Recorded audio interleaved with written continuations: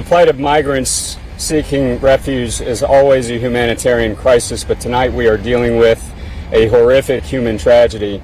A worker who works in one of the buildings up here behind me heard a cry for help, came out to investigate, found a trailer with the doors partially open, opened them up to take a look, and found a number of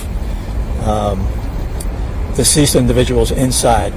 Engine 52 arrived and found the trailer, as Chief McManus mentioned, with a body outside and several that they could visibly see inside once the doors were opened.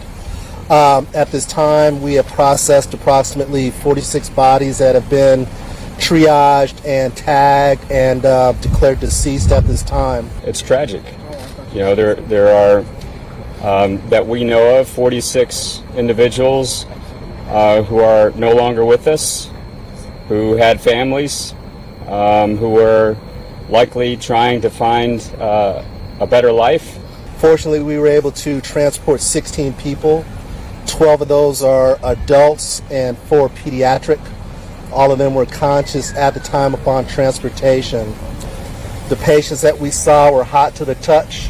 They were suffering from heat stroke, heat exhaustion, no signs of water in the vehicle. It was a refrigerated tractor trailer, but there was no visible working AC unit on that rig.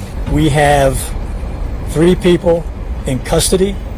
We don't know if they are absolutely connected to this or not.